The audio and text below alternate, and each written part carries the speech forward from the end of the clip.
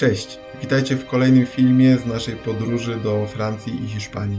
W tej części odwiedzimy przepiękne miasto Arcachon, zobaczymy miasteczko Ostrygowe i udamy się na drugą stronę Zatoki Arcachon, gdzie odkryjemy jedną z najpiękniejszych plaż, jakie do tej pory widzieliśmy, Plage des Dunes.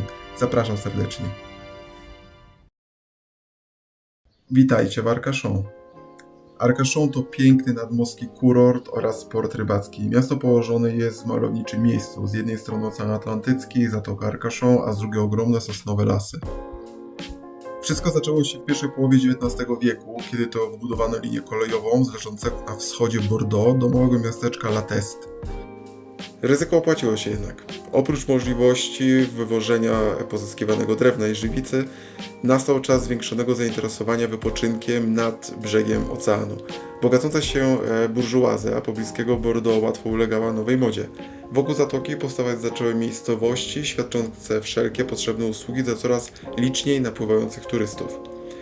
Mer nowo powstałego Arcachon miał powiedzieć: wczoraj pustkowie, dziś wieś, jutro miasto. I tak dokładnie się stało. Chociaż Arcachon jest bardzo znanym miastem, to nie należy do dużych ośrodków. Stałych mieszkańców jest tam około 12 000 i to w zasadzie jest jego atutem, gdyż miejscowość ta nastawiona jest na przyjęcie dużej liczby turystów. Składa się z kilku dzielnic o sympatycznych nazwach: miasto wiosenne, jesienne, letnie i zimowe.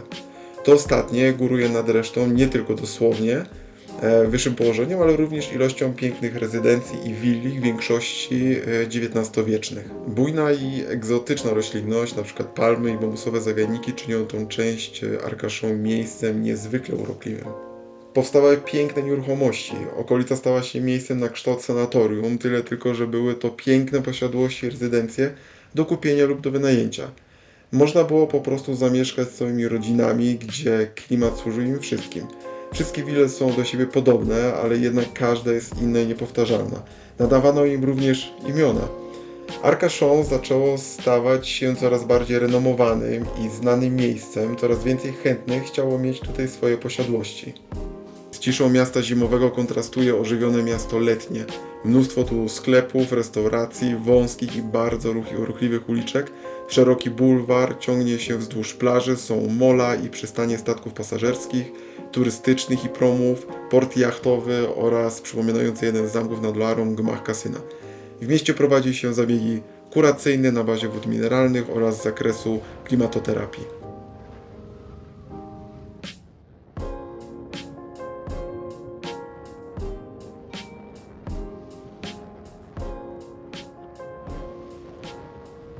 W pobliżu Arcachon znajduje się jednak atrakcja, która sprawia, że miejsce to sławne jest w całej Europie. Chodzi tutaj mianowicie o Dune du Pilat, czyli Wyspę Piłata. Jest to najwyższa wydma w Europie. Jej nazwa wywodzi się z gaskońskiego słowa oznaczającego stos lub kupę piachu. To rzeczywiście jest duża ilość piachu, ponieważ wydma ma prawie 3 km długości, szeroka jest na 500 metrów, a wysoka na prawie 117 metrów nad poziomem morza. Jeśli chcecie dowiedzieć się czegoś więcej o Wyspie Piłata, zapraszam do poprzedniego filmu, a my jedziemy dalej w kierunku miasteczka Ostrygowego, czyli La Teste de Buch.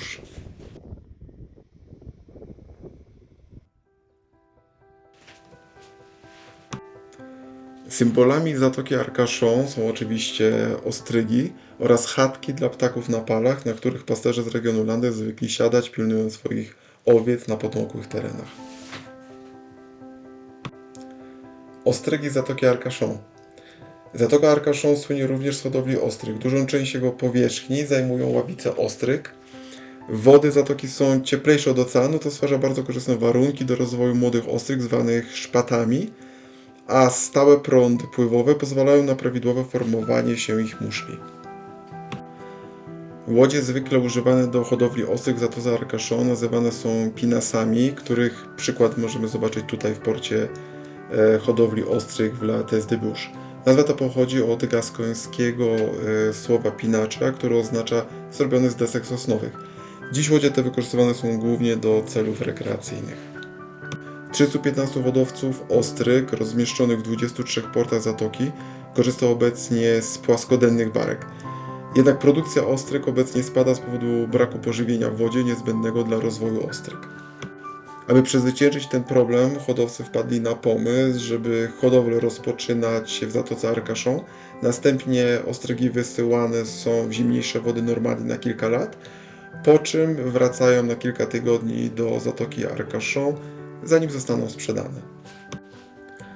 Wielu hodowców po pracy przy zbiorach ostryg udaje się na lokalny targ w Lattes de Bouche, gdzie sprzedają skorupiaki i lokalne dania, które można zjeść na miejscu lub zabrać na wynos.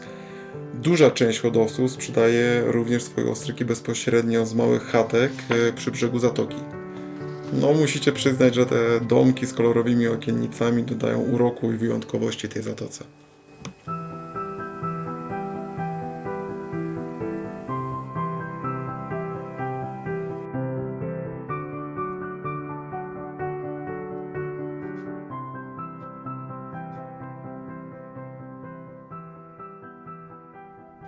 Jedziemy dalej. Mamy zamiar objechać Zatokę Arcachon i dojechać do Cap Ferret. Jak już wiecie z poprzednich filmów, mieszkamy na kempingu w Biganos, więc droga zajmie nam około godziny. Tak przynajmniej pokazuje nawigacja. Jak możecie się domyślić, jedziemy trochę dłużej, bo wyszło nam około 3 godzin. Miasteczka i wioski, przez które się przejeżdża, zachwycają wyjątkową atmosferą i urokiem. Pierwszy przystanek robimy już po około 20 km i zatrzymujemy się w miasteczku Aderno-les-Bains. Warto tu pójść na kawę przy plaży, pospacerować po parku, a może kupić jakąś pamiątkę. Ogólnie mówiąc, piękne miejsce. Jedziemy dalej, po kilku kilometrach kolejny przystanek i kolejny. Okolica ma w sobie coś magnetycznego i nie pozwala ci się nią nie zachwycać. Dojeżdżamy do Cap Ferret. Plaże po zachodniej części są niesamowite. Spędziliśmy około 1,5 godziny na jednej z nich, a mianowicie na Plage de Dune.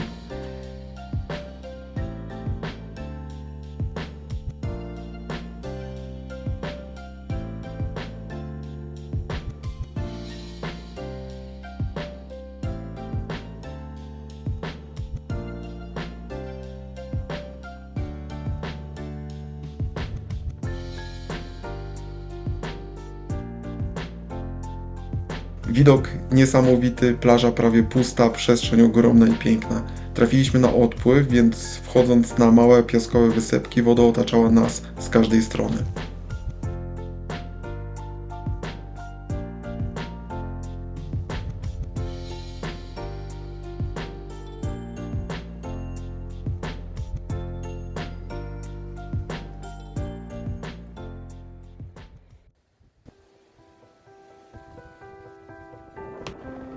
No po prostu cudownie. Wszystko to potęguje, w dodatku piękna pogoda i widok na wydmy Piłata. Czy polecamy to miejsce? Tak, warto, bardzo warto tu przyjechać.